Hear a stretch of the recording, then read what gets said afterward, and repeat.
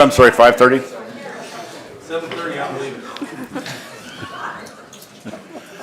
All right. Anyway, I'd like to welcome everybody to the Norfolk City Council meeting, May 5th, 2025. I'd like to call this meeting to order. I'd like to inform the public about the location of the Open Meetings Act posted in the City Council's chambers and accessible to the members of the public. At this time, I'd ask for a moment of silence, followed by the Pledge of Allegiance.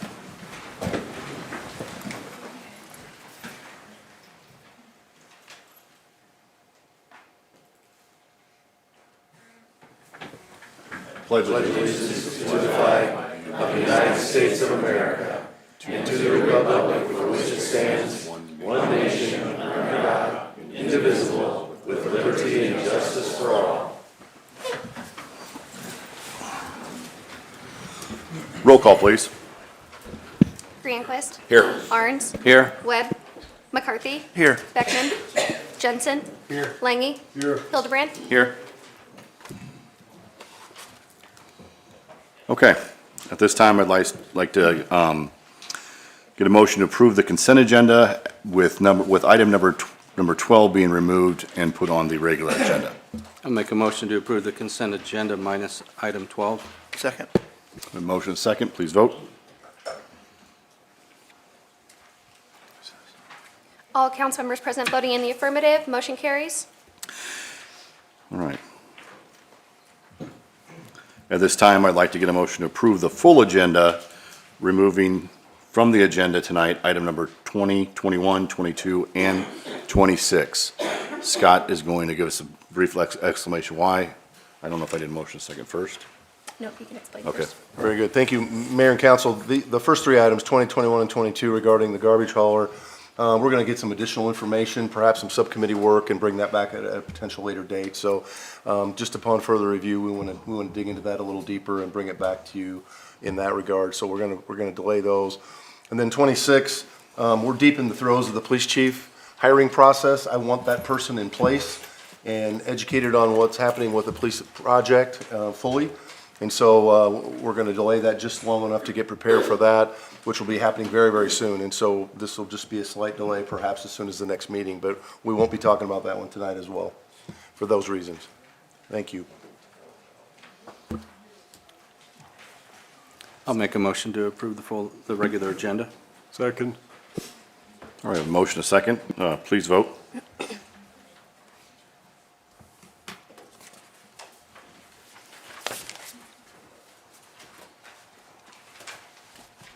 All council members present voting in the affirmative. Motion carries. All right, on to special presentations tonight. We have three of them. So I'm going to start with the very first one on here. It's a proclamation as National Poppy Day. National Poppy Day Proclamation. Whereas America is a land of freedom, preserved and protected willingly and freely by citizen soldiers. Whereas millions who have answered the call to arms have died on the battlefields. Whereas a nation at peace must be reminded of the price of war and the debt owed to those who have died in war. Whereas the red poppy has been designated as a symbol of sacrifice of the lives in all wars, and whereas the American Legion Auxiliary has pledged to remind America annually of this debt through the distribution of the memorial flower.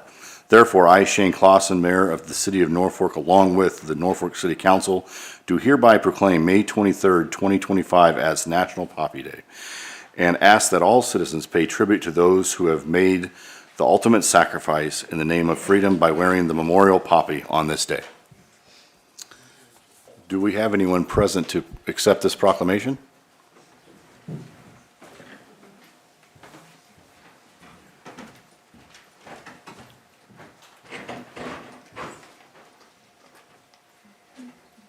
Jane, that is the wrong day.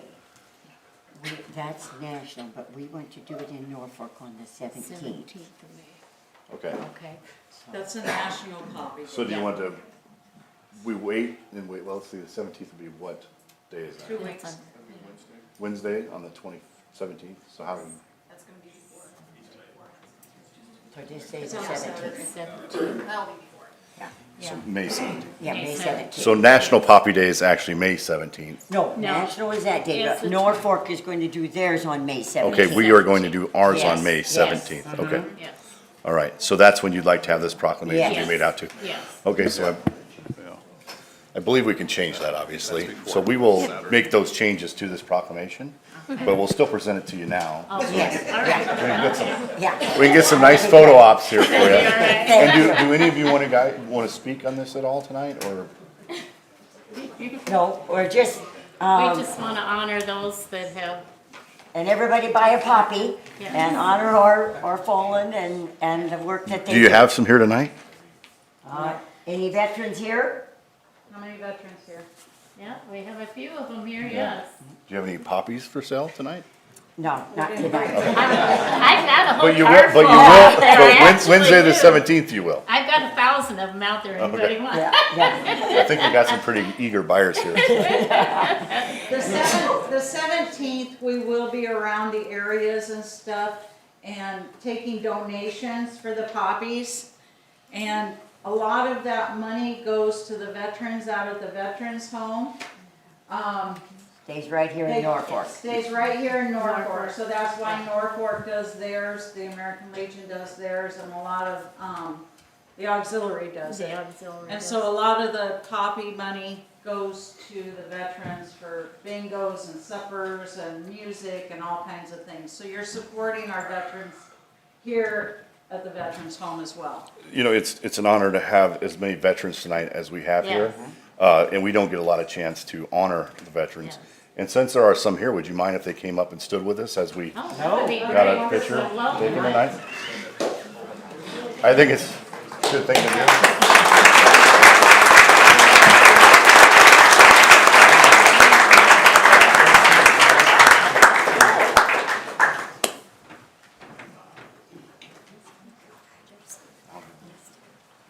Yeah.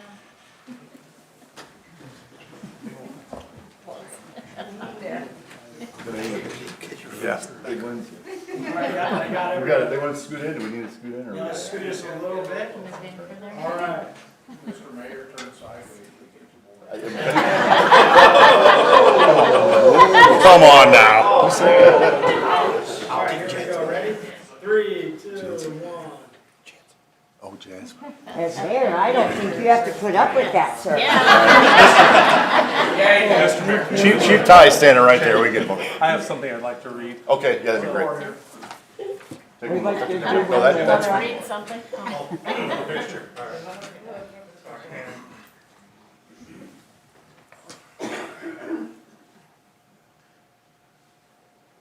All right, thank you.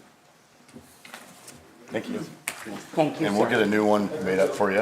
Okay. Thank you so very much. And where will that be being held? Where's the, on Wednesday, where's that Not Wednesday, Saturday. gonna be held? The 17th, that you talked about. Saturday is the 17th. We will be various stores and around All Norfolk. around Did you want to state that, or? We're gonna be in the community, we'll be like at Walmart, Lou's, Thrifty Way, both of the Hy-Vees and Baumgars. They're really good about supporting our cause, and we'd be welcome to see you there, and You'll be out May 17th, on May 17th, we will be it's a out. Saturday. Yeah. It's a Saturday. Yeah, it's a Saturday. We'll get It's that actually Armed Forces Day also, but We'll we get will this be changed out for you. there, All right, yes, thank you. yes, thank you. Thank you so very much.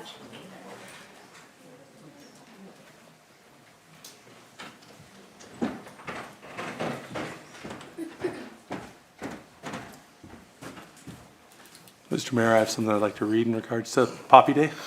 Yeah, that'd be great. Okay.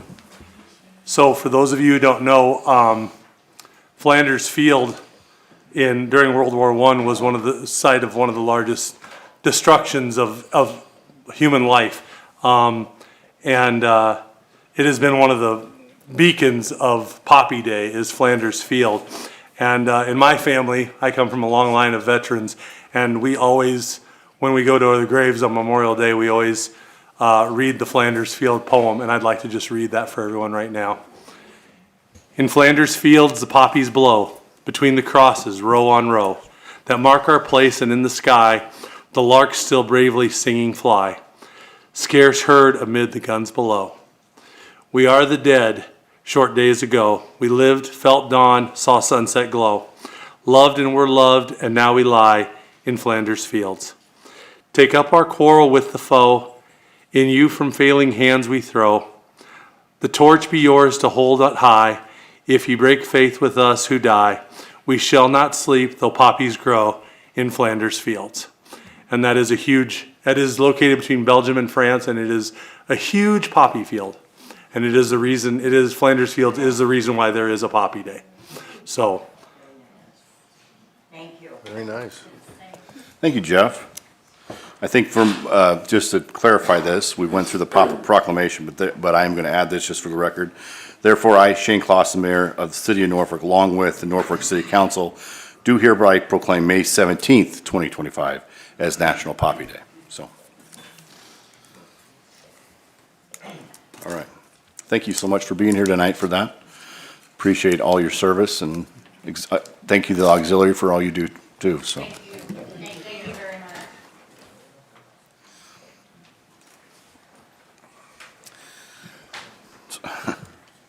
Now we're going to go to kind of a hard shift here. We're going to go to National Drinking Water Day, or Water Week, anyway.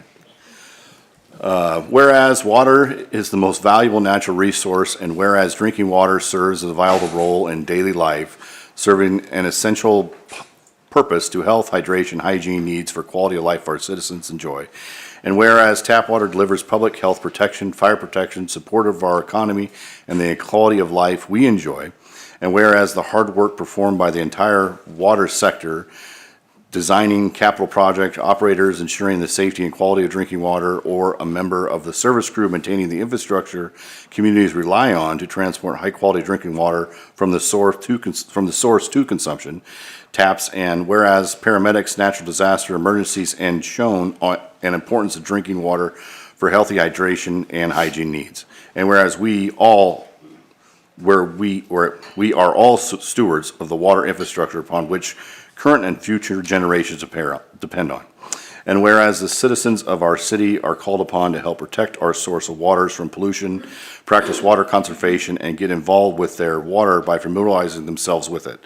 Now therefore be it resolved that I, Shane Clausen, Mayor of the City of Norfolk, along with the Norfolk City Council, do proclaim May 10th, 2025, National Drinking Water Day, or Water Week, and call upon citizens and community to help protect source water from pollution, to practice water conservation, and to get involved in local water issues. And Chad's going to come up, or who's coming up?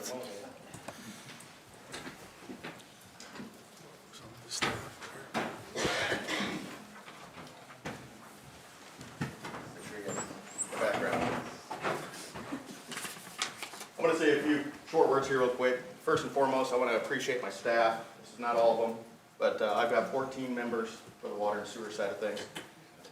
Very dedicated staff. Norfolk's very fortunate to have a staff that pays attention to the detail that these individuals do. Maintaining the water treatment plants to all the way down, maintaining the distribution system. It's a 24-hour day job that these individuals do to provide that safe water for you guys to consume. I also want to show some appreciation to the City Council, engineering staff, finance staff. They are also very important when it comes to increasing our infrastructure and making sure we have the needs for the community to continue growing for both economic development, for your guys' uses, and also have that fire protection in place for when that event comes. So again, thanks to all. And one more thing, we do have an open house on Wednesday of this week from 5 to 7 at the Westwater Treatment Plant. So you guys are more than welcome to come out, have a look at that facility out there. A great facility. You guys, ratepayers, are paying for it. It's something I would really like to have you guys come out and have a look at and see what actually goes on out there. And this particular year, we got a couple construction projects that are also going on that you can see as it's happening. So.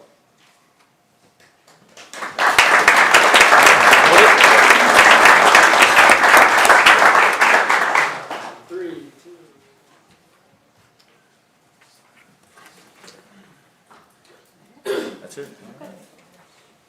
There you go.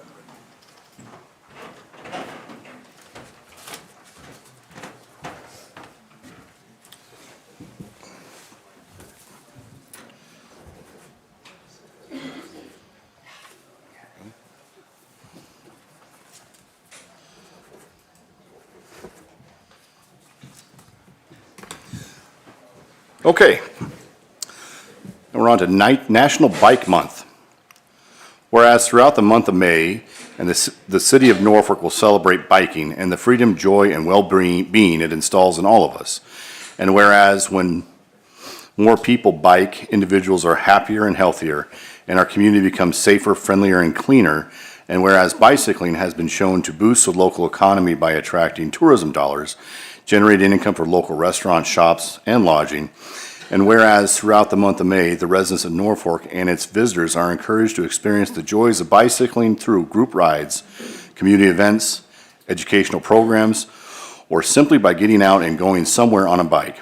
And whereas the city, along with local bike shops, advocates, and biking enthusiasts, it's also promoting greater public awareness of bicycling operations and safety education during Bike Month and year-round to reduce collisions, injuries, and fatalities, and to improve health and safety for everyone on the road. And whereas these groups are also promoting the use of bicycles as both a means of transportation and recreation, encouraging more visitors to enjoy our local parks and trail system, culture, and scenic attractions, as well as restaurants, hotels, and retail establishments. Now therefore be it resolved that I, Shane Clausen, Mayor of the City of Norfolk, along with the City Council, do hereby proclaim May 25th as Bike Month in Norfolk, Nebraska, and I urge all residents to join me in this special observance. And anybody here to receive this tonight?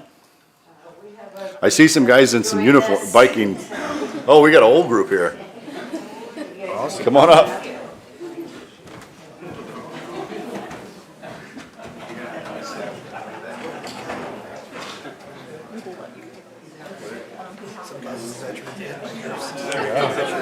Oh, yeah. What's the multiple pictures? Put this guy in the middle. It's the proclamation. So there's a couple different groups, I think. Okay, so We wanna, we have a couple different groups here? Sorry? We have a couple different groups here? One big group. One big group, okay.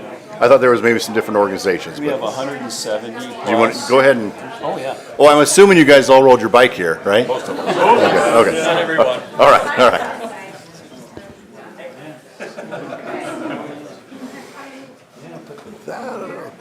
Empty some seats. You're short than back. You're short. So you don't have to worry about being in your picture, Andrew. Yeah, there's no way. There's 60. Suck in. Go around to this side over by Mayor. I'll lean over this one. Can you get us all? Yeah. All right, ready? 3, 2, 1. Does anybody want to say anything quickly? Oh, we got more. Sorry.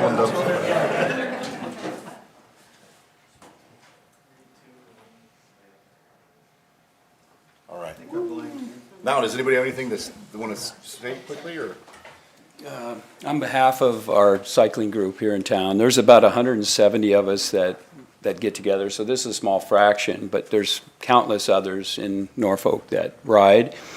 Want to thank Mr. Mayor and all of the city council for putting these bike trails into place that we have in our city. It makes it a lot safer when we keep our bikes off the roads. And the multimodal transportation, there's a lot of us that not only bicycle for exercise, but for to get to work and back too. Not because we have to, but we want to. But I'll just say just briefly, maybe, a little bit about our group. But again, about 170 of us get the email every week. We get together every Tuesday, we meet, we go around town, and then we stop at some establishment and have a little food and beverage after that. That's every Tuesday. Every Saturday, we get together and we go to breakfast. Every Sunday, we get together in the afternoons. Every full moon, we ride out on the trail and back, have a full moon ride. So anyway, thank you very much for recognizing bicycling here in town, and thank you for your continued efforts in keeping the city proactive in connecting the trails. Thank you. Thank you.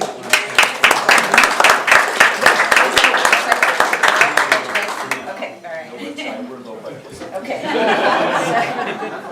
No deal. you'll have to contact Larry He's an engineer out of Newcomb. to get on his email list. Also sure he's wanted an to engineer. have another couple come up here. His daughter plays softball. These two, Rhonda and Jamie Wright, they are working on the trail out at Lake Mascentine. And they are also, they put a group of mountain bikers together, and so they compete, the students compete in different events and races with the mountain biking.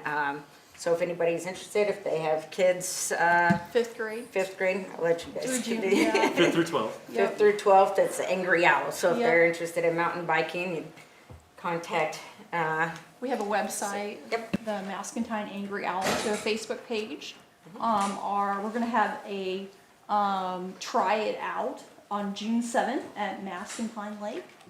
And at 2 o'clock, I believe. Yeah, I think so. And, we have 5 races. Yep. Omaha, Lincoln, Sioux City, And then here. and here in October. And about 150 kids with 23 teams. The Mascentine Owls came in 3rd last year. So we have a great time, and there's no riding the bench. Everyone participates, and we all have a great time. So, yeah, go check out the trail. 7 miles, we're working on it out there. We're doing big things, and so we're excited about mountain biking too. I'm gonna have to go check it out now that I have my bike. Thank you.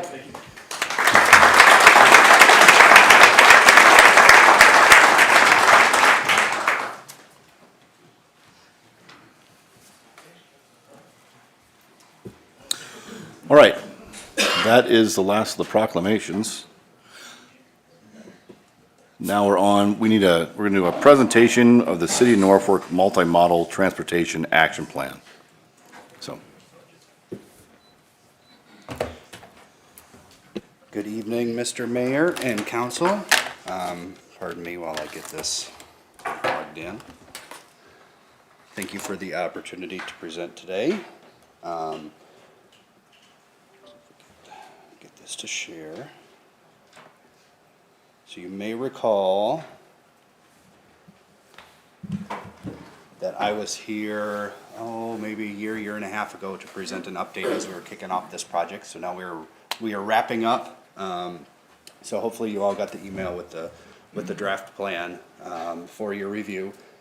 Just as a reminder today, we are not seeking action at this point. We're in a review period, so we just wanted to give you some highlights of the plan itself before we present it to you for action at your next meeting. Just a brief introduction to the Multimodal Transportation Action Plan. So this is a federal funded planning project through the Safe Streets and Roads for All program. And this is really about shifting the paradigm in transportation safety and access and integrating a complete streets approach and a safe systems approach into the street planning and design.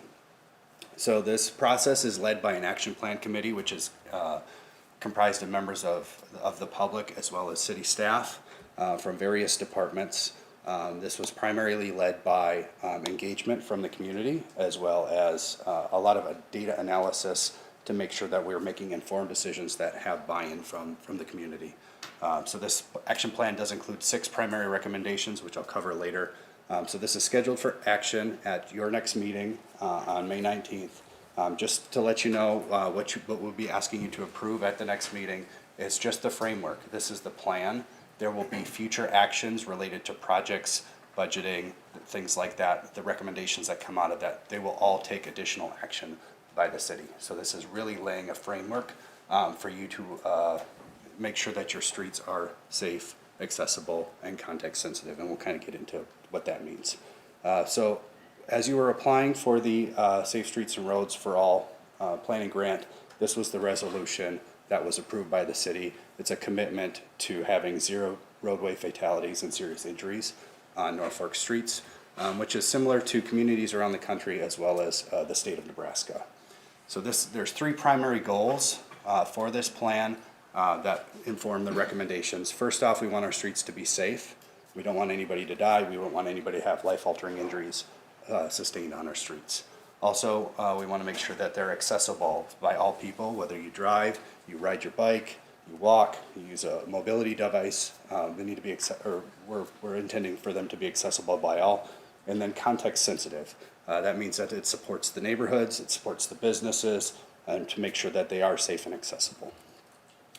Just going to cover some key findings from the engagement and the analysis, and this is the foundation for the recommendations, as to making sure that we're answering the question of why we're going to take action, or why we're going to do certain projects, or why we're recommending certain projects. So there's 4 key themes here, and I'll go into them a little bit more detail. The community had mentioned that they want more multimodal options. They clearly value the existing trails. We just heard that. The community does want safer connections, comfortable corridors, connections to daily destinations. They want these for not only transportation but recreation as well. And then there was also quite a few comments about affordable transit. And then the next one, enhancing pedestrian and bicyclist safety. A lot of community members stated that they have challenges crossing the street. They want to increase crossing safety, improve pedestrian and bicyclist visibility to motorists, and vice versa, to reduce the conflicts when crossing the street. And there was also concern about school zones, residential areas, high traffic locations, and residents with disabilities or impairments.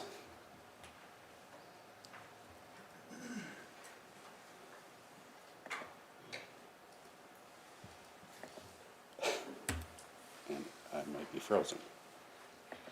There we go. The third one was to improve driver behavior. We all have been out on the streets. We all know that drivers can be kind of scary sometimes, but there was concern about driver speeding, distracted driving, drivers failing to yield. They want better driver behavior, better enforcement, and to remove distractions.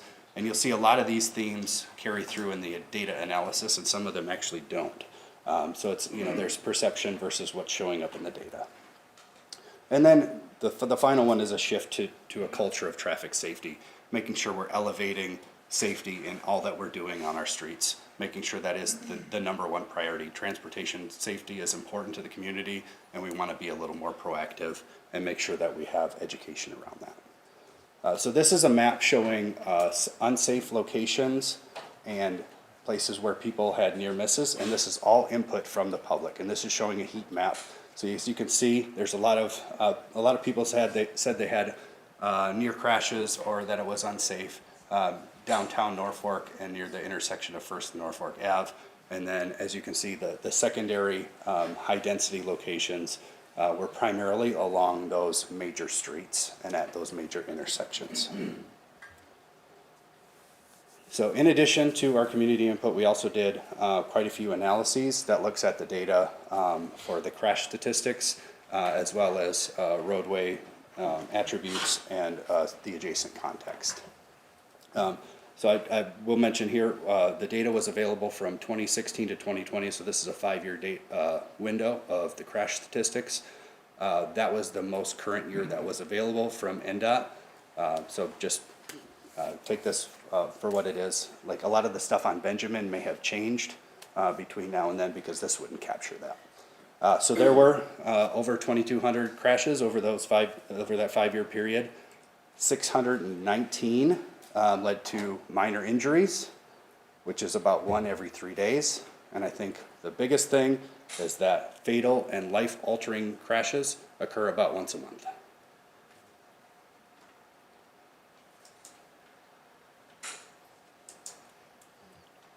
And looking into those crashes a little more, who is involved, there's a term we use, vulnerable road users, those that are not surrounded by a giant hunk of metal, such as bicyclists and pedestrians. So of those 57 fatal and serious injury crashes, 16% involved a pedestrian and 7% involved a bicyclist.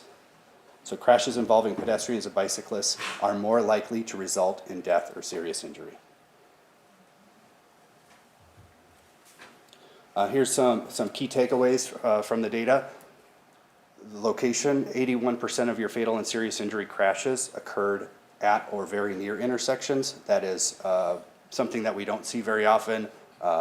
National average is about 50-50, so you're way higher in the intersections, and you'll see that coming through in the recommendations on making sure that we're focusing on intersections. Crash type, a lot of angle crashes was the predominant crash type, and I think that goes along with the location, a lot of them happening at intersections. Angle crashes generally happen at intersections.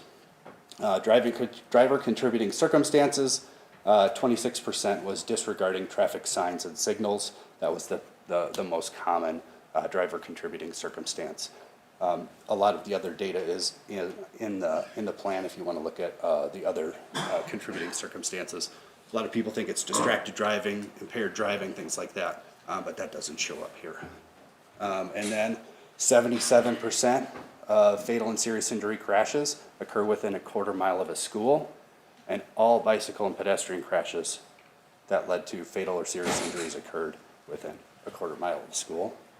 70% occurred within a half mile of a park, and 35% involved younger drivers. Not sure why young drivers is a crash behavior, but that's just the way it's coded by the state DOT. So we produce a bunch of maps that help to inform potentially where you should invest first, or where you get the most bang for your buck for improving safety. So this is what we call a high injury network. This is basically identifying the street segments that have had a history of crashes, particularly those fatal and serious injury crashes. So this is about 20% of your roadway network with the highest percent of crashes. We also produce a high risk network that looks at more of the contributing circumstances related to roadway configurations, adjacent land use, demographics around them. So this is a bit of a, rather than just looking at crash history, it's trying to be a little more proactive in the streets that have shown to have more crashes. It's better explained in the plan. And then also we did an active transportation need and opportunity analysis, which identifies areas of high need and high opportunity. And this is overlaid on your planned bicycle and pedestrian network to help inform where investments in walking and bicycling are potentially more needed, or there's a greater opportunity. So you'll see that the analysis and the engagement line up fairly well, but there's a lot of things that we learned through engagement that we would not have learned through just the data. So listening to the community is very important during these processes.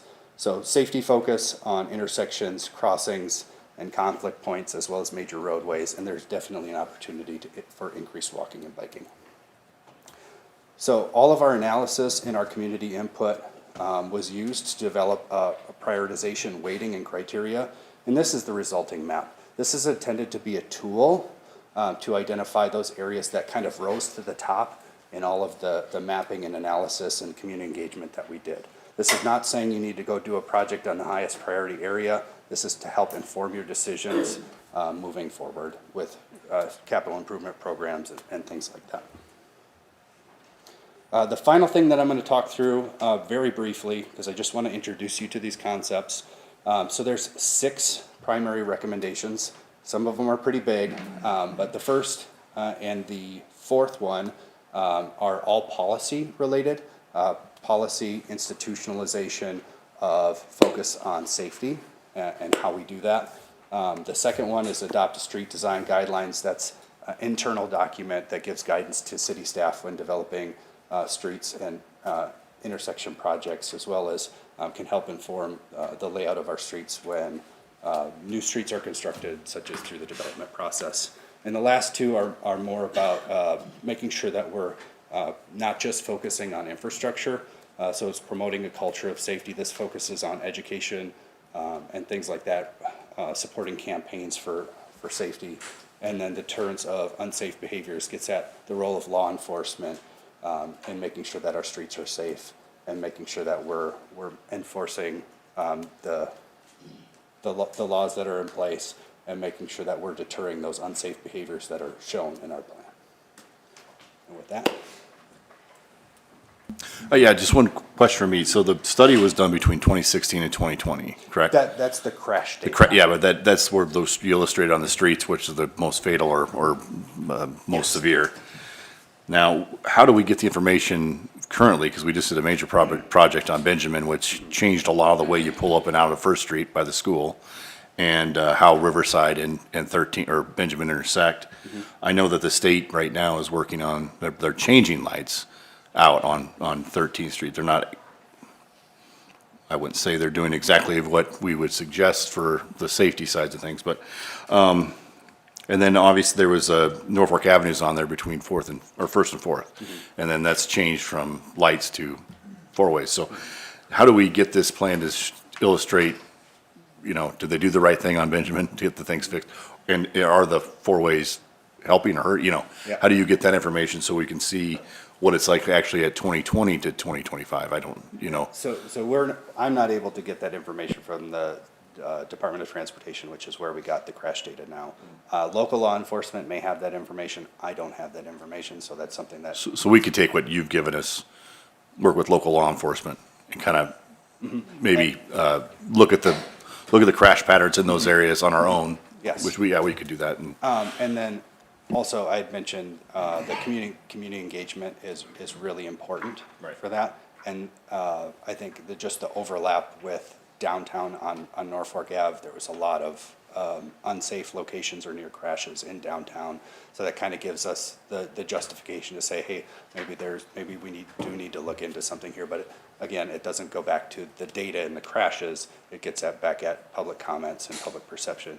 And we didn't hear a lot about Benjamin Avenue. There was a couple near misses and unsafe locations, but that certainly, it appears that a lot of that was potentially addressed. There's still some concerns about that, though. Okay, all right. You want to just provide for reference, just when was the public comment that was overlaid consumed compared to the crash data? Oh, yeah. So we collected the engagement back in the fall of last year. So that is very recent. The crash data is older. Mitch, just gonna step in for a second. You can elaborate on this, but as part of this action plan, we'll be monitoring the outcomes of any improvements that we do with any of those projects. So there is a part of that action plan document that goes over how we need to measure progress, and that keeps on with our community engagement and things like that as well. One more thing, he mentioned at the beginning of this, I did not email out a link to the website, but I think Nick had sent something out on social media, so you can find the action plan. If you go to our City of Norfolk Engineering under City Projects, there'll be a link to that. The direct link is NorfolkMTAP.com. Pretty easy.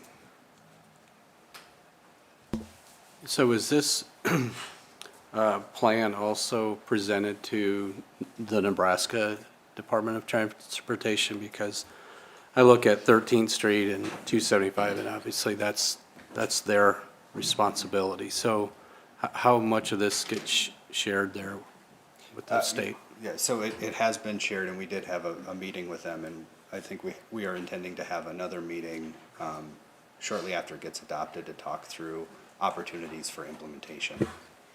So they were generally supportive. They had some concerns about some of the recommendations that we were making specifically on their roads, but they were supportive of the overall concepts. And I believe the local district engineer was part of the committee as well. Yes.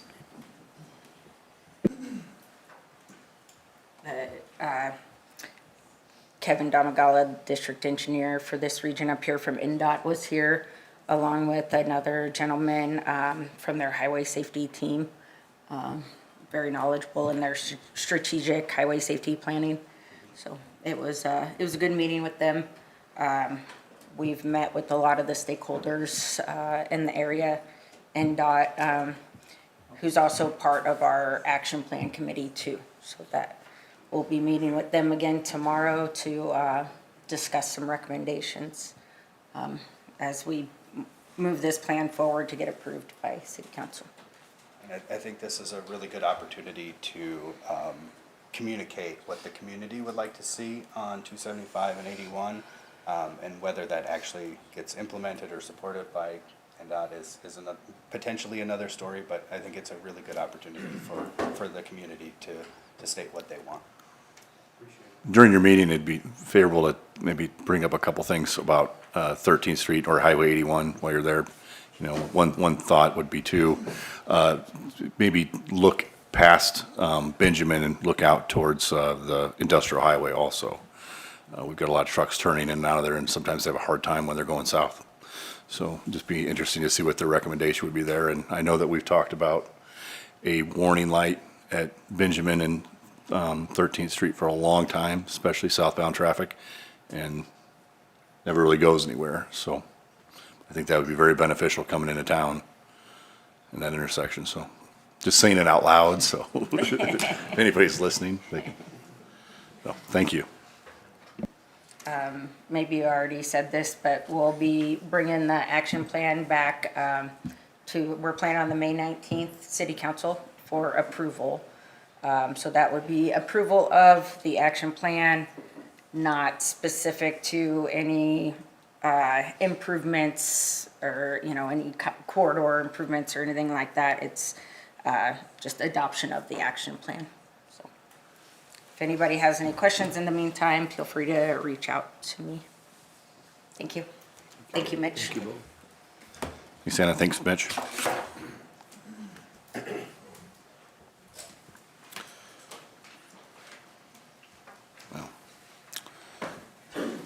All right, on to the regular agenda. First item on the agenda will be item number 12. It's up there. A motion to consideration of approval to proceed with the installation of a public art sculpture by artist Bruning to be placed at the intersection of Victory Road and Norfolk Avenue. I'll offer for consideration the approval of the installation of public art. Second. All right, motion and a second. Move on to discussion. Nate's going to be leading this discussion. Mayor, Council, thank you. First, I just want to thank the Public Arts Council for their hard work on this project and something they've been working on for quite some time. Their purpose is to advise and make recommendations for public art on city-owned property and advise the mayor and council on arts programs and activities. So they're really here for you, and today that's what they're going to present here is their best recommendation for an art sculpture at Victory Road in Norfolk Ave. This started in February of '24. We did a call for artists for First and Brosh. There were 5 submissions, and Bruning was selected out of those 5. And we went back and looked, had them make some changes. And as that occurred, the sculpture grew, so we changed the location from First and Brosh to Victory Road. We felt the height of the sculpture would be more suited for that space in that area as we look for what could potentially go in First and Brosh down the road at some other time. In September, we did approve to move some funds, $15,000, to help us work on the design work. In October, that's when the site changed to Victory Road, just because of the scale and scope of the project. This did go to subcommittee in March. And I'm sorry, it was advised to go to the subcommittee back in March. It did go to subcommittee in April. And here we are for the final approval from council. This comes from the CARES Act funds of $59,000, and Randy can comment on those funds, but I believe they were earmarked for the arts project, and I think we lose those funds if we do not use them, but he can comment on that. I don't know if that's... These aren't like ARPA funds where we will lose them if we don't use them. These were actually that first big slug of COVID-related money we got that was considered to be reimbursement of public safety expenditures. And so we already paid that out of the general fund, and this is considered reimbursing the city for that, even though we didn't have that much additional COVID-19 expenditures. So this is like general fund money that we can use for whatever we want out of the general fund, and there is no time limit on when that has to be spent according to the feds. Okay, thank you, Randy.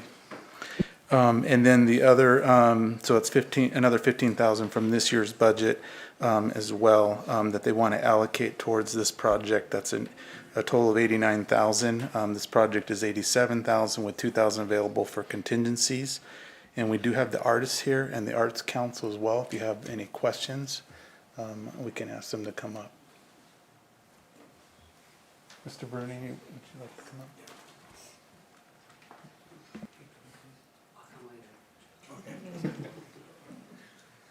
Okay, what's the question? Okay, well, first of all, I'd like to point out the importance of bicycle safety and so forth. I actually lived in Wisner, and in 1961, a friend of mine and I bicycled to Norfolk and back. That was on the old road. Remember how bad that was? No shoulders, nothing. My parents probably thought I was crazy. So, but anyhow, and I bicycled 34 miles yesterday. So, you know, it's still current, and I ride a lot of trails around Omaha and Council Bluffs and so forth. And so I really appreciate what you're doing out here at Norfolk also.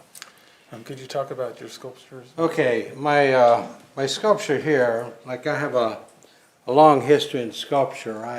My first public commission was 1968 for the City County building in Lincoln, Nebraska. And I've done dozens to hundreds of presentations and sculptures. Since that time, I spent 40 years as a professor teaching sculpture and drawing and art history and so forth.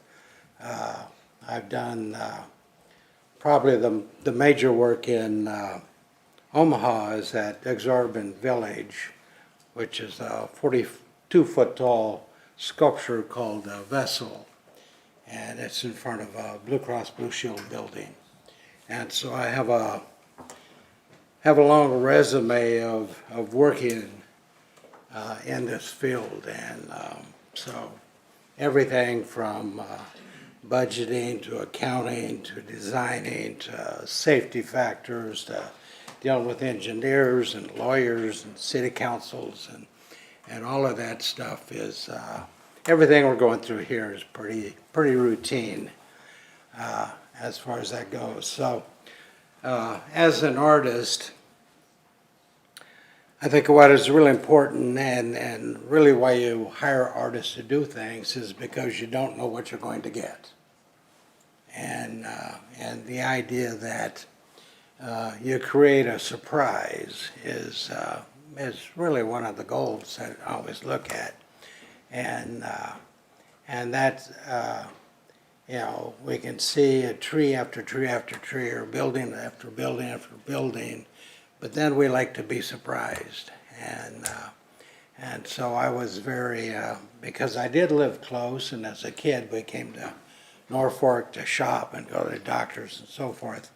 So I was familiar here, and so I always liked the idea of sort of going back to my roots and doing something of those places I've been at since I was a kid.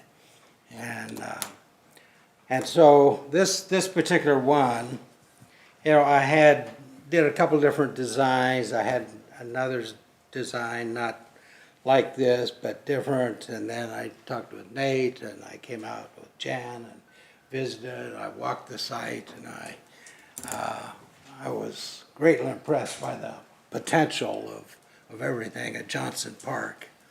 And so I sort of picked up on that. My second trip out here, I really picked up on that and the idea, you know, was what are we doing in Norfolk? And this is directly related to a piece I'd done a couple years ago in Norfolk, in north downtown Omaha, and it used a lot of the same elements. First of all, basically this is I-beams, manufactured I-beams and units. Everything is steel, everything is welded together, everything is structurally sound. Engineers look at it and so forth. Even the piece I did at Blue Cross Blue Shield, just the sheer volume of that, there were very few minor engineering suggestions on that particular project. So I don't have an engineering degree, but I have an awful lot of experience. So always what I like to see when I come to a site and look around what's going on is I like the idea of how does this fit in the community and how does this fit in this particular site. And this one, the original idea that it was going to be in a circle, and so it helps. So circles are a part of the overall design here. Is back the base is circular, so it was like it was made to fit on there, and then it's a place where the public is going to see it and go around it, and part of the idea is that no matter where you are going around, you get a different view. You know, I don't like the idea. I don't know which is the front, okay, and that's deliberate, is because I don't know where the front is. Because some days, well, this must be the front, and other days, well, this must be the front. But it's always in doubt, which makes you want to keep going around it, looking at it. Hope I don't cause too many problems at the traffic circle with people going around and around. As a matter of fact, I did it myself this morning. When I came into town, I drove completely around the circle just to see what it was like. And it's elevated a little bit above the roadway, and from the angle you're looking at it, you're looking more up, and so you really get a silhouette against the sky. There's not trees or buildings right adjacent to it, so it's just the sculpture there, and that's what you're going to see. The title of this piece is Finding Joy, and so usually when I start, I start with what I want to complete. I did a piece I referred that's similar to this I did a couple years ago. It was called Embracing Chaos. And on that particular one, I had a couple, it was built with I-beams, it was built with flat steel, so forth.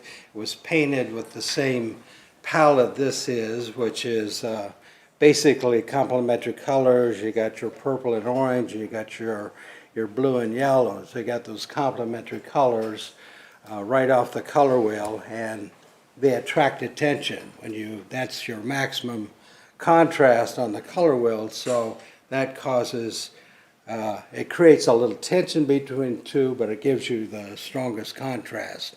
And so that was important in the whole thing. And then, and this one, because it was going to a park, and I could see that Nate and the others were so excited about the park and all the stuff that was going on with the park. And to me, too, always thinking of parks and recreation areas as places of joy. So the whole concept of doing something that will bring joy was very important to me. And the color scheme itself, sort of works into that.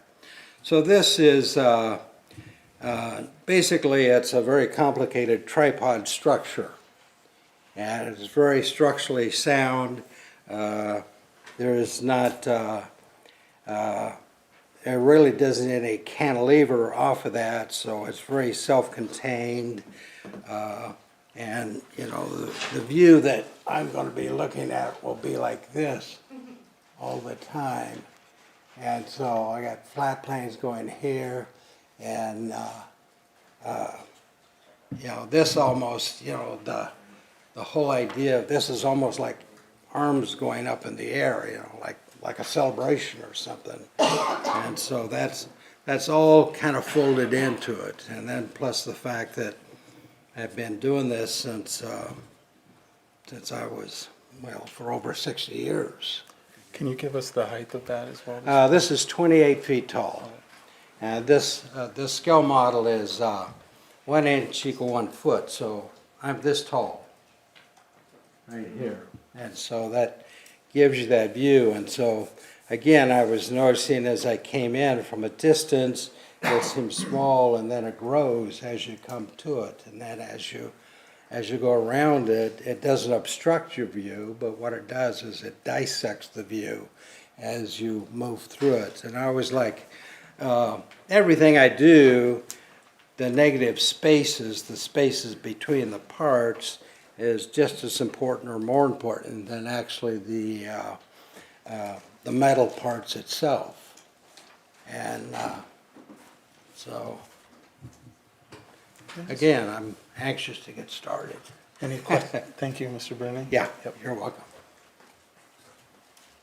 Any questions for the, we also have the Arts Council here as well. Question of the council?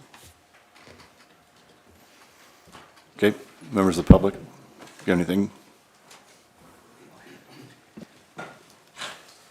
I'm Jan Einsvar, and I'm the chair of the Arts Council. Randy, you kind of took me aback, because when I joined, or when I was appointed to the Arts Council, I think on our first meeting, we were told that there was $59,000 in a fund that this council had already allocated toward public art. Is that not correct, Randy? Yes, that's correct. Okay, and every year it has remained there because we haven't spent any of it. Is that correct? That's correct. Okay, but now you're saying it's just a general fund? It's not allocated toward art? It's allocated towards art, but it's like the source of the money is like general fund monies. We could have spent it for any purpose we could have spent general fund monies for. Okay, so there isn't a sunset to it? Yeah, I Okay. think it was about 3 or 4 years ago, allocated that CARES money to art. Okay, allocated the CARES money to art. Yes. Okay, so when I've talked to some of you, and I talk around the city, I would talk about we meaning the city of Norfolk and the Arts Council, has a fund of $59,000 that has been allocated to art, and we would like to utilize that fund towards this project. We also get, as a council, $25,000 per year from, it's a part of the budget, and you, as the council, approve that budget. So what we do with that, and if you think 25,000, if you're one person, that can go a long ways, right? I thought there were 25,000 people in Norfolk. I understand now there's 26,000 people. It's closer to 26. So it's less than $1 per year for every resident that goes towards public art. You may have noticed around town what we've done in the past. If you've ever been on 25th Street and Benjamin Avenue, you'll see an owl that sits in the roundabout there, kind of really guiding the town or looking over the town. That was something that this Arts Council purchased, that sculpture, and placed it there with the help of the Parks Department. 18th and Paswalk Avenue also has a sculpture that was purchased by the Arts Council. And if you're lucky enough to be going west or east on a particular day of the year, you can see the sun as it comes directly through the orange glass in the sculpture of Entei. We've also, if you've ever been to the Pocket Park and have had a chance to have a picture opportunity with Rocky the dog, that's also was purchased by the Arts Council for the benefit of all of the citizens of Norfolk and anybody who happens to be visiting. So we believe that with our little budget of $25,000, we have done as much as we can for the citizens of Norfolk and for visitors that come to Norfolk. And it has made our town beautiful. In addition to providing these sculptures or purchasing these sculptures, We also help support the Sculpture Walk, which is downtown, and we provide, in the last 2 years, have provided half of the artist stipend for the 18 artists that bring sculptures to this town. And as you know, the Sculpture Walk brings people in, it brings commerce into this community, and it makes our downtown look beautiful. So we are really excited about having the opportunity to place something at the entrance to our town. And I love the fact that it's called Finding Joy. Because I hope when people come to this town, they will find joy in this town. We are proud of the projects that we've completed for the citizens, and we believe, from what I hear and what people talk to me about, they love the art in the community. So I guess I think it's the most important way to sum up what I think this particular council does for the town. Is something that Stella Adler, it's a quote by Stella Adler, and that is, life beats down and crushes the soul, and art reminds you that you have one. So, any questions?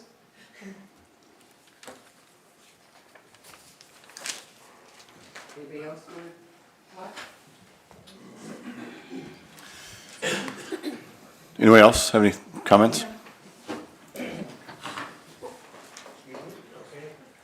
Stumbling up here. I worked too hard in the yard yesterday.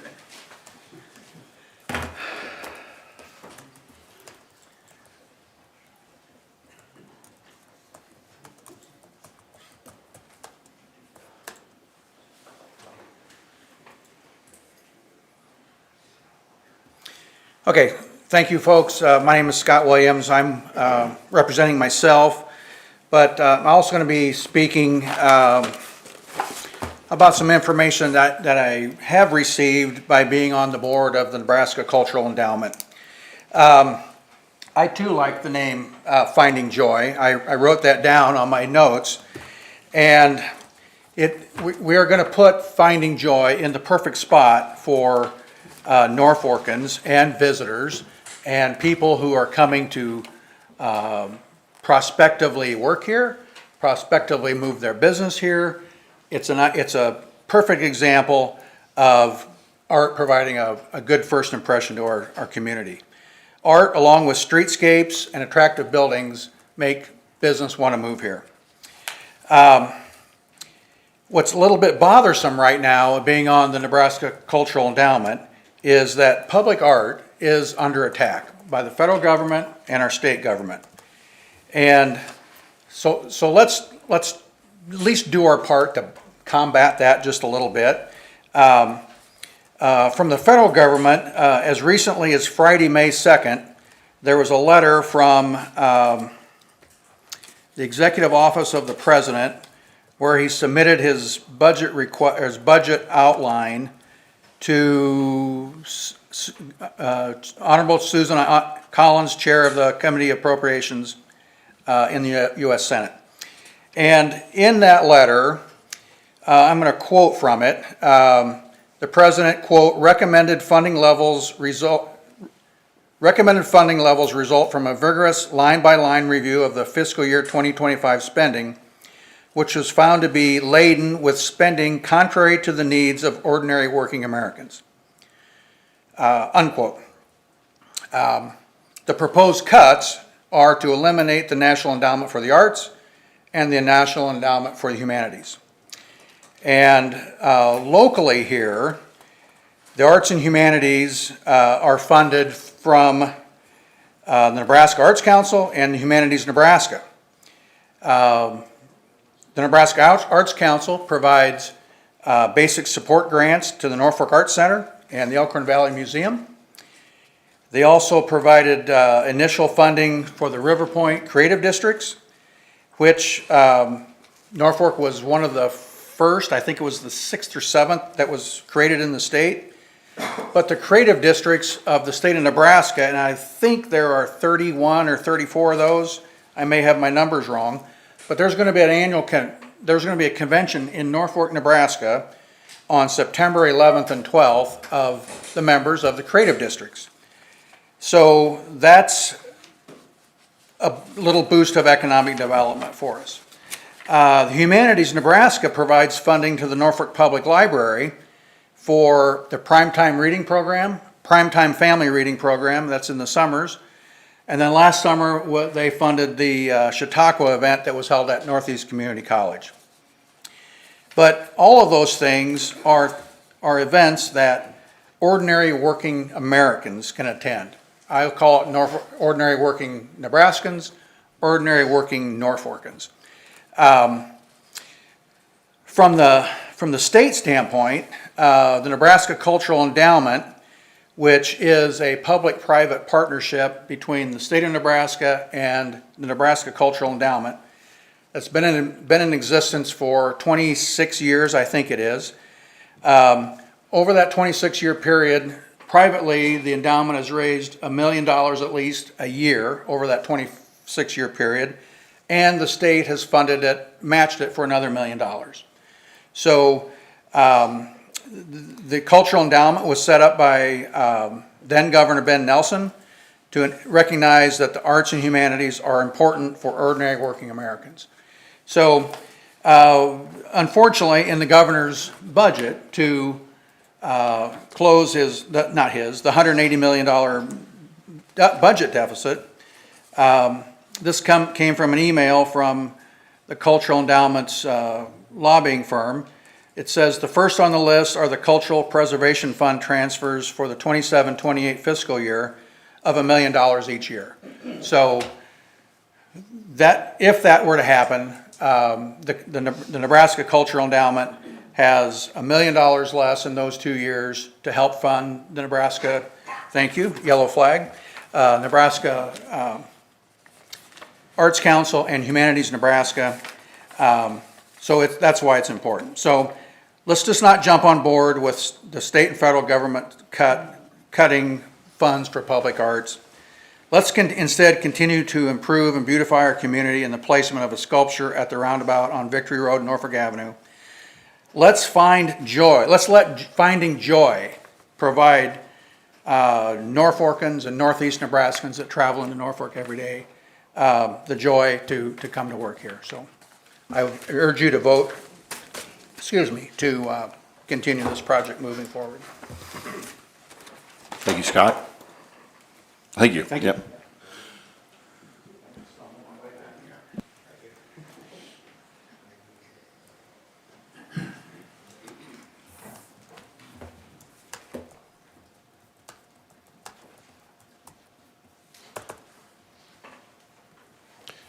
Jim McKenzie. First question is, why was this too tall for its planned location? Anybody know that?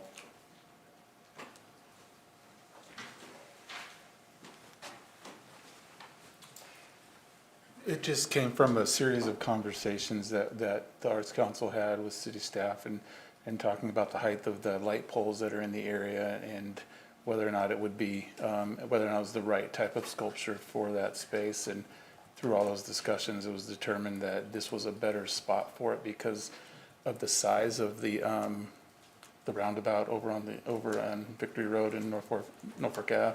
You need a big one there. And we probably won't have funds like this again anytime soon to actually put something there. The general cost of the smaller sculpture and the smaller roundabouts is $12,000 to $15,000, and that fits more within their budget each year. And so this was kind of like we've got to do something about that roundabout, and I believe that's and Jan can weigh into it, but that's my understanding. It just seems like we're trying to pigeonhole something that was not planned. And I'm not going to pass judgment on the sculpture. Art is obviously in the eye of the beholder. Randy answered the questions on the CARES Act funding. There is no legal restrictions that says we have to use it for art. You all can decide how you want to use that. It could be spent on the police station renovation. It could be spent on flood control repairs. It could be spent on playground equipment for children to play on. do we really want to put it in this sculpture? It's hard for me to understand how this is even contemplated when we had a $1.25 million unbudgeted expenses this year already on top of declining sales tax revenue. And now it looks like a potential pending $5 million cost overrun on the police expansion. What do we cut? Do we cut playgrounds? Do we cut sports fields? Do we cut street repair? Do we cut fire and police equipment? Or do we cut staffing? What do we cut? There's just not enough money. There's not enough money to take care of our basic needs. We have to cut somewhere. And this seems like the one item that's not critical to the operations of the city. We simply cannot afford it. And also, your 2024-2025 budget only shows $59,000 of CARES Act money in the Arts Council budget. There is no other $30,000 that you're putting in this sculpture. It's not in the budget. I'm not sure where you came up with that. If this proceeds, it will stand as a monument to unnecessary and wasteful spending at a time when our current budget is in crisis and ignoring the concerns of hardworking Norfolk citizens who are living paycheck to paycheck, just trying to pay their bills and put food on the table. I urge you to vote no on this proposal and respect the significant struggling portion of our community. Let the Arts Council fundraise for this sculpture if they so desire, and do not use public taxpayer funds. We simply cannot afford it. Thank you. Thank you, Jim. Thank you. And I could clarify where the remaining money's coming from. It's from the $25,000 a year that we allocate towards art. They were spending $9,000 of that towards the sculpture walk, and this is the remaining amount for 2 years. But that's not in the budget. Under the Arts Council, in your budget, there's $59,000 and that's it. That's the CARES funding, but there's... That's all that's in your Arts Council budget. I've got the budget right here. The other $25,000, I believe, is in admin.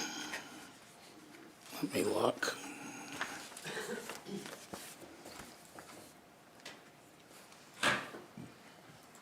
And you talked about 15,000 from one year and 15,000 from this year. You don't have 15,000. You cut it because of talking about the funding for the transit, if I'm not mistaken. Remember that discussion on the budget? You cut it out? It's not there. I don't believe we did remove the 25,000. We have kept that 25,000. Here's your budget. It's not in there. It says 59,000. The 25,000 is budgeted in admin, buildings and improvements, and we put it in there because usually we capitalize this art, and I expect that will end up getting capitalized if we buy it. So you're using admin, building and improvements for art? Yes, and it's budgeted as public art. If you look in 11082, Jim, you'll see it. Okay, thank you. My name's David Jansma, and here we go again. The first comment from the Arts Council was there's 26,000 people in there. That's $1 a person. It's probably not true. And how many people can't afford that dollar? My next comment is the design appropriate? Why don't we do something that represents the history of this community? Why don't we represent the fire department, the police department, other areas, and push that? I've seen all the sculptures. I'll be honest, I don't agree with some.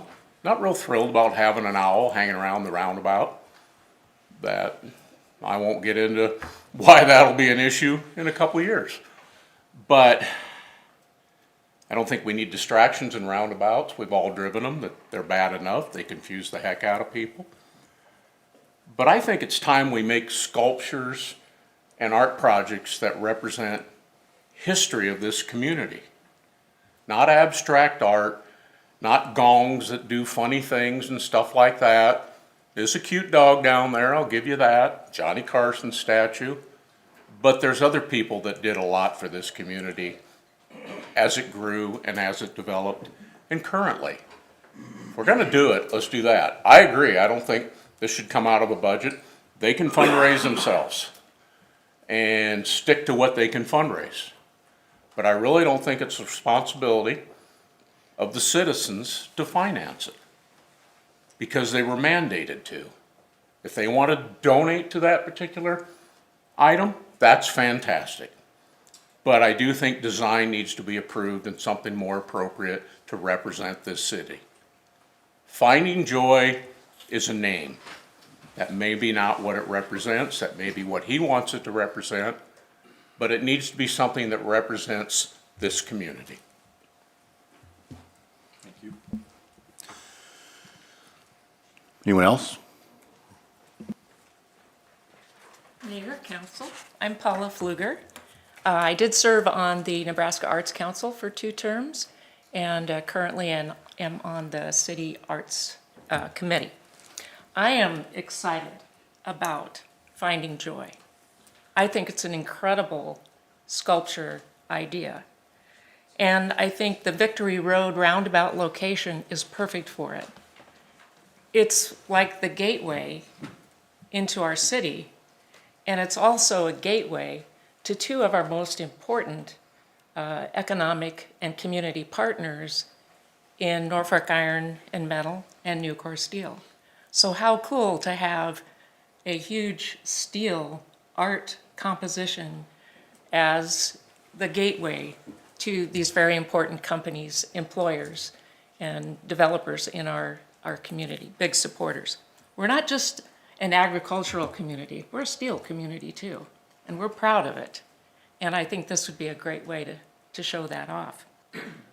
We've gotten great feedback, as Jan mentioned, on the roundabout projects that we've helped. And we don't make the decisions. We listen, we give you ideas, and then it's up to council to approve. But we have spent at least 2.5 years on this particular idea. So I think we've done our due diligence as we understood it to be. I also think it would create a welcoming sense, as all the sculptures in our community do. It entices people to come here, to enjoy art, and that is for everyone, every walk of life. And that's what we want public art to be, accessible, and for people to have fair access to it. And I know the $25,000 in the budget for arts, public arts, may seem like a lot. I feel like when you look at the entire city budget, it's probably not all that impactful, but it is definitely impactful when it comes to public art and making that available to our citizens and to visitors who come to enjoy our community. So I'll just boil it down to say I think public art is a sound investment, and it's an economic driver, and it especially boosts the quality of life in our community. So thank you. Thank you.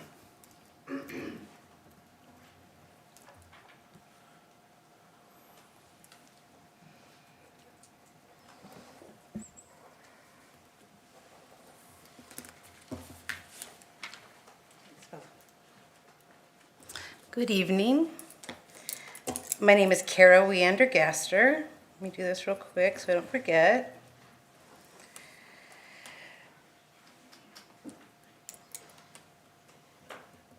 Thank you. I hate doing that. Mayor Clausen, council members, thank you for giving us the time to speak. I'm Kara Weander-Gaster, 408 North 11th Street, here in Norfolk. I currently serve as the director of the River Point Creative District. As Scott said, that is a state designation that we have in downtown Norfolk. So my job every day is to help bring arts and economic development together in downtown Norfolk. That's specifically my job, arts and economic development. And the reason I do that is because the state of Nebraska believes that that is an initiative that warrants people on the ground doing it, right? We received a grant into our community. As Scott said, we were amongst the first 5.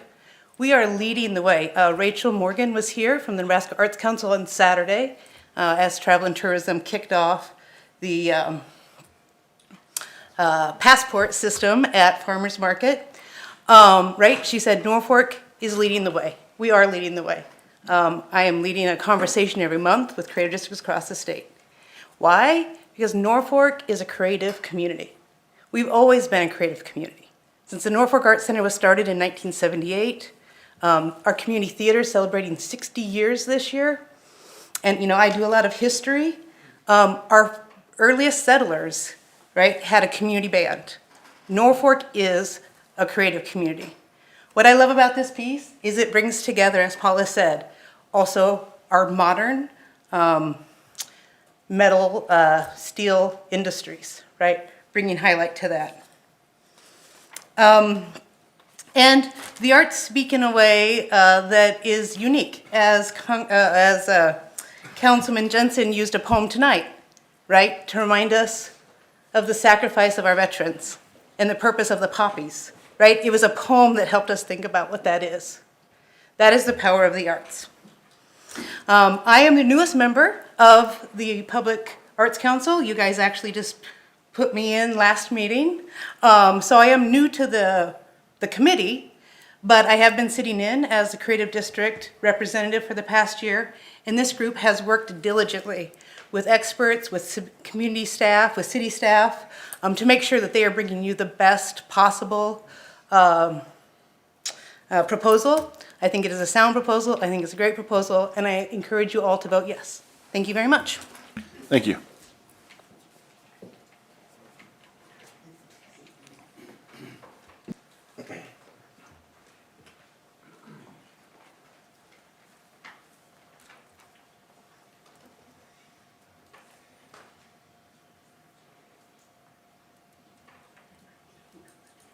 Hi, I'm Mayor Council. I'm Kim Davis. I live at 310 Oak Street.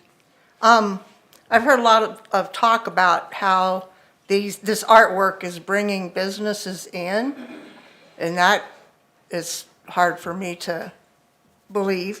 They say that it's the gateway coming into the city.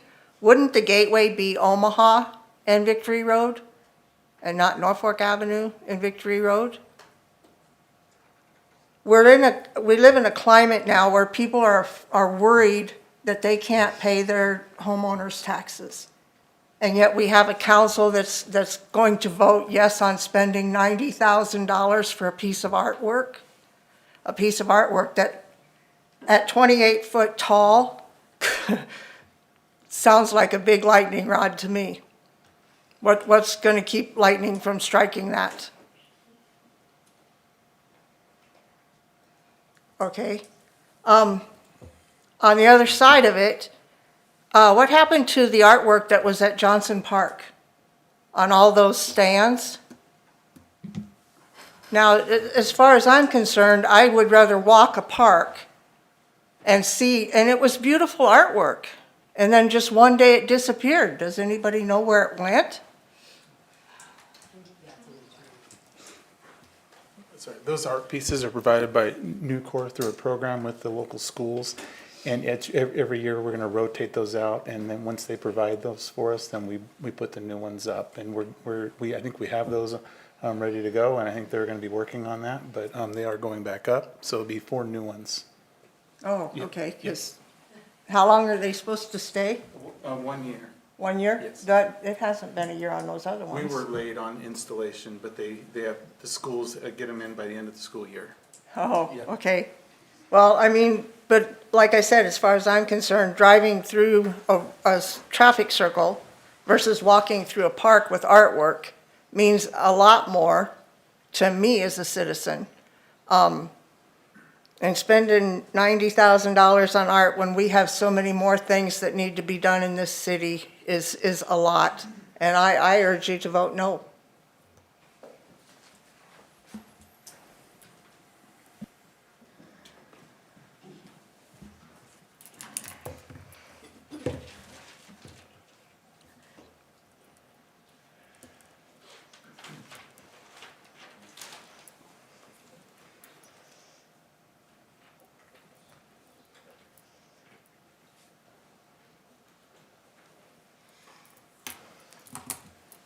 Hi, I'm Josie Stinger, and I love the I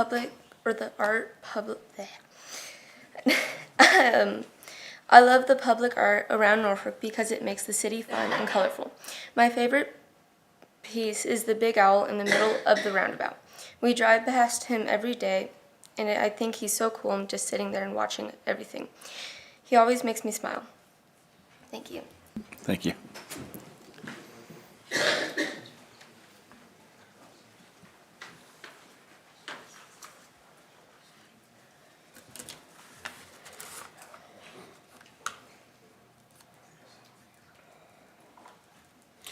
Name is Tim Ernst, and right now I'm glad I'm going to stop sitting up there because I will guarantee you, if you vote this through, that you are going to take more heat from the public than you can ever imagine. Because the public does not have a good understanding where this cash is coming from. They think, that it's coming out of the city budget. And it's, I can understand we're coming into town, you want it to look nice. Okay, let's start with the cheap stuff. Let's keep stuff mowed. Let's spray the dandelions. Drove through Tahoe last night. Needless to say, those fountains aren't going again. There's like 6 or 8 campers out there. They're not going. That's probably about 90% of the time. It looks like somebody sowed dandelions out there.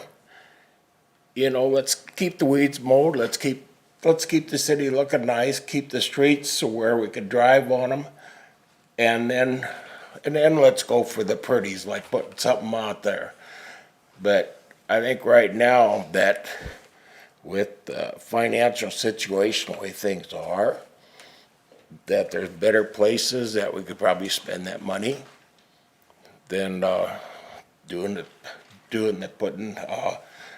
$89,000, $90,000 sitting out there. I don't care where it comes from. Thank you.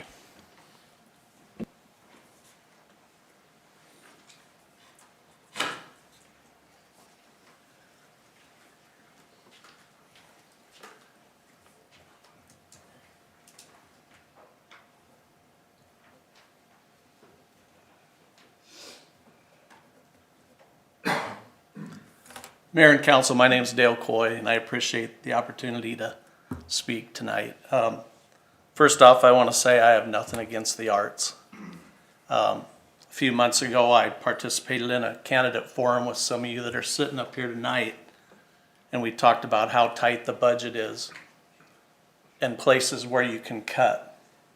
And you said there's not much room to cut. In my opinion, this is something that has to go aside. Maybe put it off for another time. It might just seem like a small amount of money, but those small amounts of money add up. Just in the last year, I think I can accumulate about $250,000 in discretionary spending that was passed by this body. I know because I've sat up there where all you guys are sitting, there is no easy decision. 51% most of the time is a pretty good night. So I guess that's what I would leave you guys with, is that thought that this isn't just a little bit of money that nobody's going to notice. It's a smaller part of a larger part. And with the budget in the shape that it's in, with sales tax down and the economy the way it is, I think this isn't the good time for this. So, thank you. Thank you. Anyone else?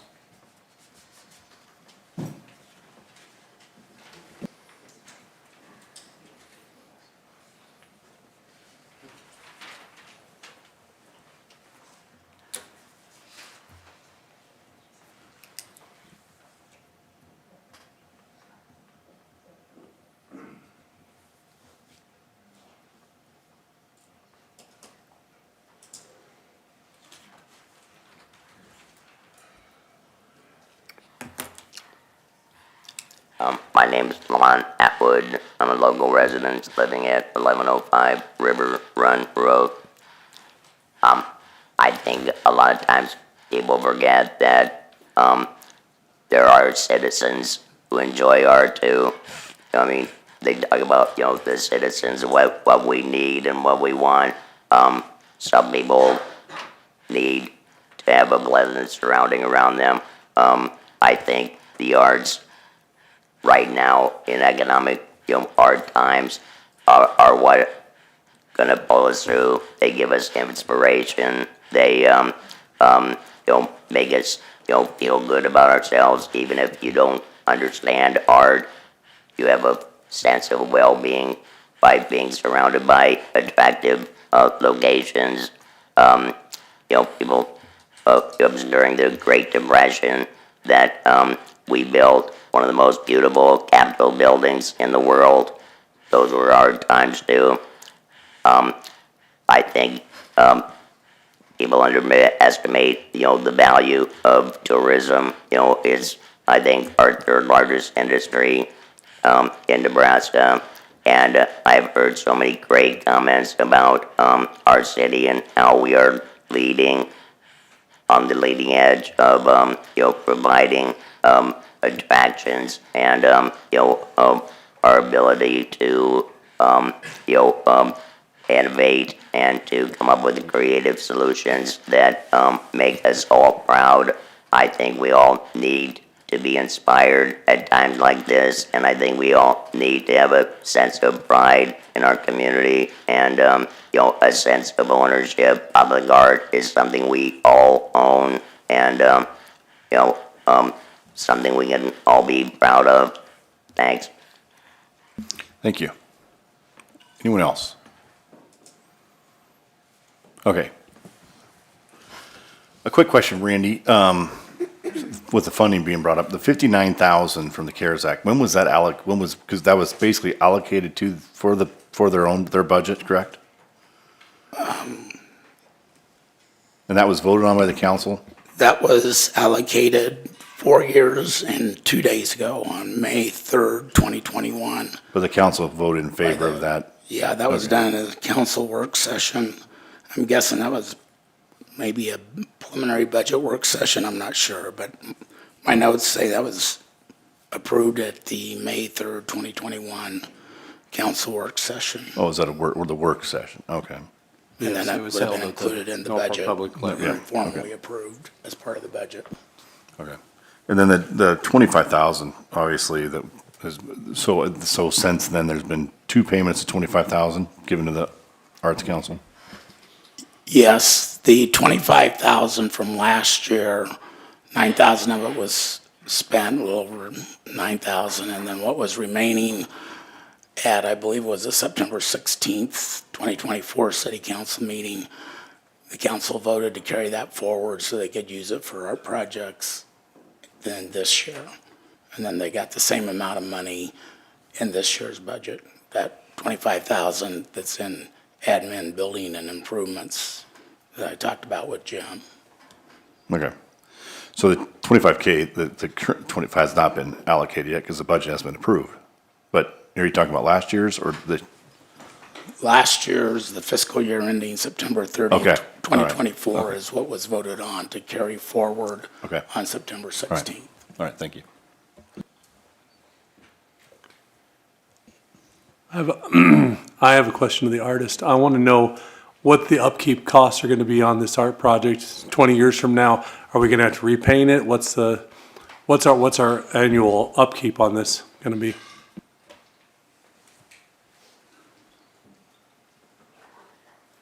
Actually, it's pretty cheap to maintain. First of all, there's no moving parts. It's all steel. It will be have a special prime coat on it that they use on large metal building construction.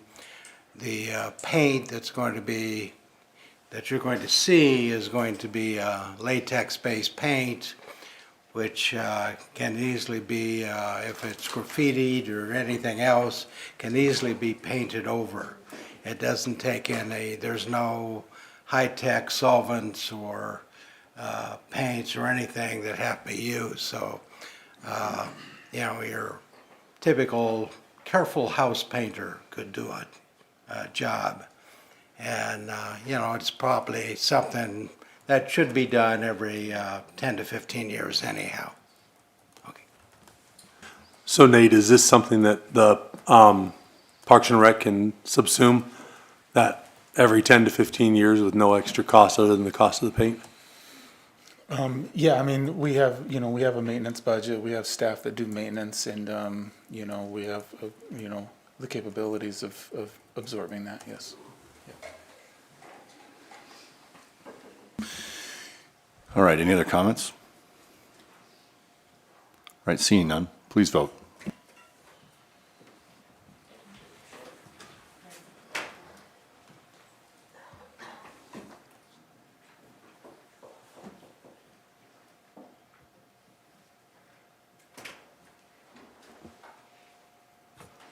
All council members present voting in the affirmative, motion carries. All right.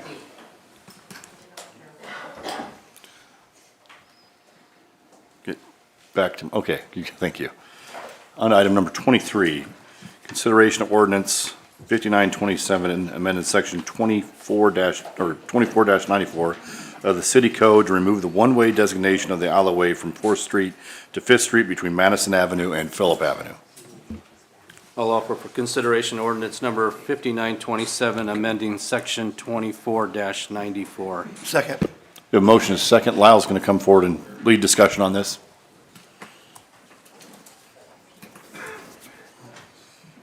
We're gonna need another sheet here, Kylie. Flip it over. Very resourceful. Evening, Mayor, Council, Evening. citizens and staff. We'll make this short. This is a follow-up from last council meeting where we removed you authorized an ordinance to remove the one-way direction on the alleyway between Norfolk and Madison, 3rd and 4th Street. Was one way, now it's gone. During that meeting, the request was brought forward to evaluate other ones in their area, which is what this one is in section 24-94 talks about the one-way alleys in the city. This is what you just talked about, to calibrate everybody between Madison Avenue and Phillip Avenue, 5th Street and 4th Street, one-way eastbound, to remove that as well. Did have some conversation. Brian Ty had a conversation with somebody on the inside, an occupant. I came by there, talked to an occupant, contacted the property manager for the apartment, and also I guess I should give a general direction, the old Courtesy Ford lot, south side of there. Talked to the property manager of the apartments in that area and the Methodist Church. And welcome them to come and partake in the discussion. And that's it. What questions do you have? I think Frank, you brought the conversation to converse with some of the people within the area, correct? Kind of. Yeah, I just thought we needed to give the same courtesy. Yep. On that alley closing that we did on that last meeting. Right, So, right. and sounds like we've done that, and I don't think anybody has an objection to removing the one-way stipulation. From the individual I talked to and the one that Chief Ty talked to, it's kind of a question of why that was even there in the first place. Hopefully that property manager did pass it on to the owners to either be present or reach out to you for their thoughts and opinions, as well as the church. Also, it's worthy of mentioning, in the staff meetings when we talked about this, there wasn't any division head input, pro or con, negative or for or against doing that. It was more of a input of see what happens. There wasn't any concern from that aspect from the 3rd and 4th Street one, nor this one that we're talking about right now. Other questions or thoughts? Okay, thank you. All right, thank you. Any public, or a question from the public on this? All right, seeing none, please vote. Oh, I'm sorry. Yeah, I gotta go through. An ordinance of the City of Norfolk, Nebraska to amend Section 24-94 of the official city code to remove the one-way designation for the east-west alley from 4th Street to 5th Street between Madison Avenue and Phillip Avenue, to provide when this ordinance shall be in full force and effect, and to provide for the publication of this ordinance in pamphlet form. All right, now please vote. All council members present voting in the affirmative, ordinance number 5927 carries on first reading. Seeing no opposition, I'll make a motion that we suspend the rules and pass on second and third. Second? We have a motion and second to pass on second and third. Any discussion? All right, please vote. All council members present voting in the affirmative, ordinance number 5927 carries on second and third. Right. On to item number 24, consideration approval of Amendment 1 to the interlocal agreement between Madison County and the City of Norfolk for the asphalt concrete paving project. Your Honor, I'd move consideration of Amendment 1 to the interlocal agreement. Second? We have a motion second. Steve, I think you're going to be leading discussion on this. Yeah, thanks, Mayor. This is kind of the second, more the formal amendment agreement or amendment number 1 with Madison County, our interlocal agreement. On April 7th, council approved the authorization of amendment 1. We did not actually have the amendment attached at that time, and so I'm really just bringing it back for formality purposes, just to, so you can see the actual amendment and then approve that. Also, when I did present the amendment on April 7th, I had an estimated cost in there of $250,000. You'll see here that this is the actual amendment at $375,000. I had not calculated into my initial calculation a quarter mile going west of 45th. I did not realize that the county was actually doing their portion continuing to the west. And so if we had not done that extra quarter mile, we would have had this quarter mile gap between what we did and what they were doing. And we've had conversations in the past that, you know, if the county's in there doing some work, we just want to ride on that, and we want to do it all and not have a gap in the product. So again, this would be final amendment to our interlocal agreement with the county for their actually it was their 2024 asphalt paving contract that didn't get done last year and is getting done this year. So the work is done. It looks great. I've had a few phone calls on that from residents down in the area, and they really appreciate that work being complete.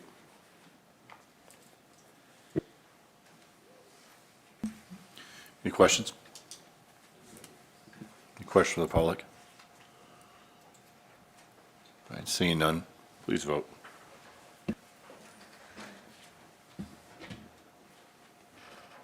All council members present voting in the affirmative, motion carries. Yes, we're on to item number 25, consideration of ordinance number 5928 to amend section 24351 of the official city code to reflect changes to the state statute in defining all-terrain vehicles and utility-type vehicles.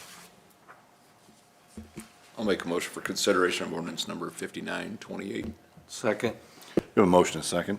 On this, Steve, will be leaving? Oh, sorry, go ahead. So what this is this is a follow-up due to the recent bill passed last in March, LB 98. And what LB 98 did is removed weight restrictions to the definitions to permit ATVs and both UTVs.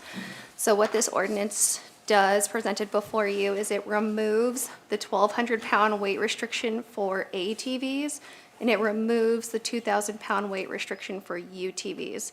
So now it does not provide a weight restriction for those wanting to permit ATVs and UTVs. So we're just reflecting we are reflecting a match to state statutes.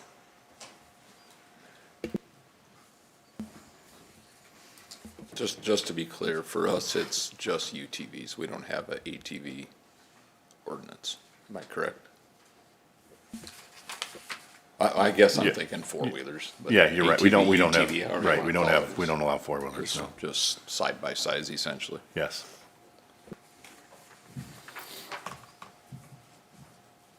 Any other questions? Any other discussion? Anybody want to add from the public? Okay. Please vote. Or, sorry, short title, please. Sorry, I keep cutting you out.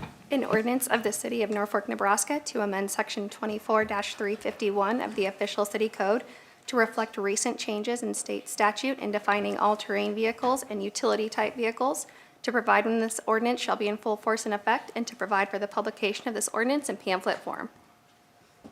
All right, now vote. All council members present voting in the affirmative, ordinance number 5928 carries on first reading. Seeing and hearing no opposition, I'd make a motion that we suspend the rules and pass ordinance number 5928 on second and third. We have a motion second to pass on second and third. Any other discussion? Seeing none, please vote. All council members present voting in the affirmative, ordinance number 5928 carries on second and third.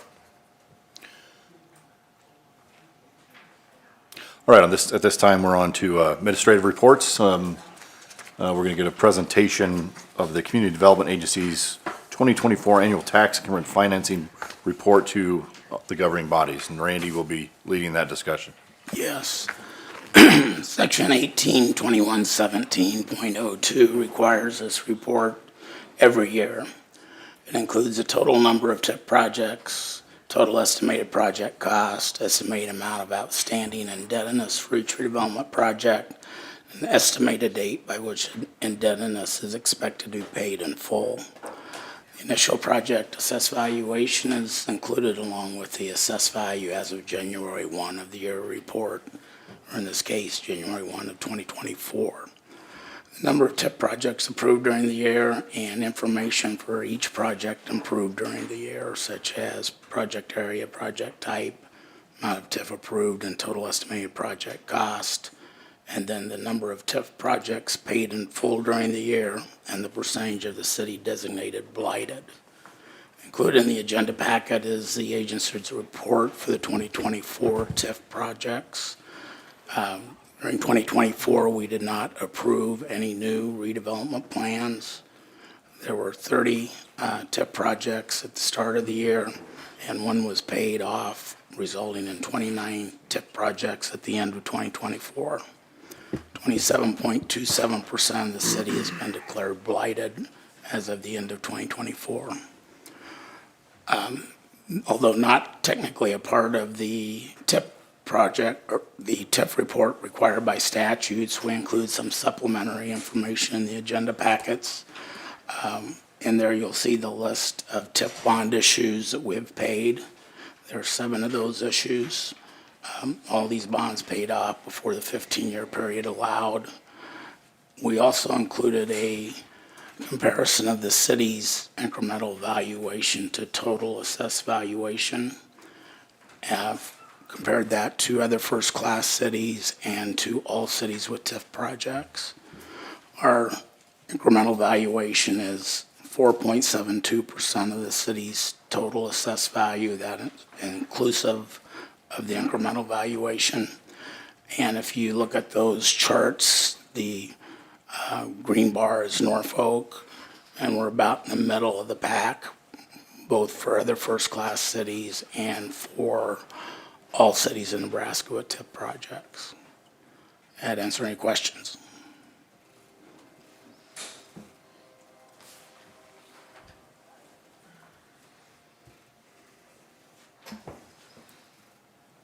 No questions, but I would make a comment that if we have graphs in the future and charts, I would like to see those put up for the public to see.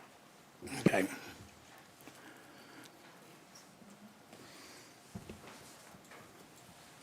Val actually called it up. We Nope.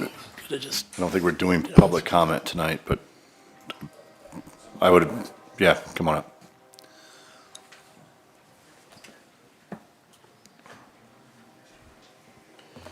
Jim McKenzie, just a couple of comments. First of all, paying off the bond early does not lessen the amount of property tax that's given to the developer. It's still the same amount, except for some potential interest on the bond. The only reason it pays off early is because the redevelopment contract used unfortunately low valuations. The TIP amount is still the same. The graph that Randy talked about really is not that helpful. It doesn't break out TIF by category, such as residential, commercial, and industrial. For example, Fremont shows the TIF percentage incremental valuation at 7.26% compared to Norfolk's 4.72%. But Fremont's TIF has almost no residential component. It's almost all commercial and industrial, which results in long-term new jobs for the community. And if you look at some comparison on residential, I don't have all the communities here, but Norfolk's percentage of TIF that's residential is almost 56%. Scotts Bluff is 0, Fremont's 0.07, Kearney's 7%, Columbus is 23%. So I think it's more helpful to understand what percentage is residential as what percentage is industrial, because some of those numbers are big industrial projects that result in a lot of new jobs in the community. Thank you. Okay. All right. With that being said, anybody else have anything? All right, at this time, we're going to go into closed session. May I have a motion to go into closed session for the protection of public interest to the discussion pending litigation and potential real estate purchases? So move, Your Honor. Second? I have a motion, a second. Roll call, please.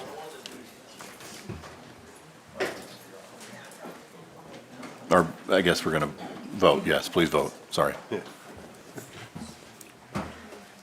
All council members present voting in the affirmative, motion carries. Motion carried. Again, this is a closed session for the sole purpose of discussion pending litigation and potential real estate purchases. So we'll move into closed session now.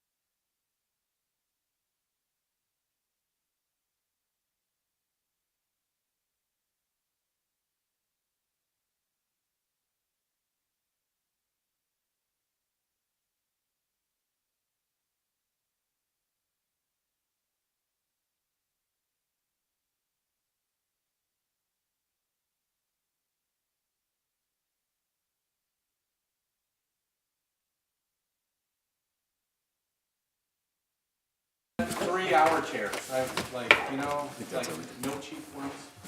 Put in the vibrator. I say wooden stools. All right.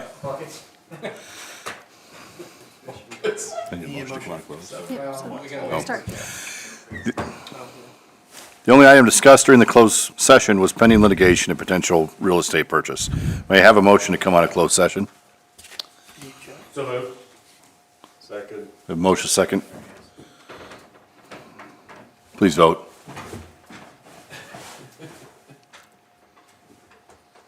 Just in time. All council members present voting in the affirmative, motion carries. We are adjourned.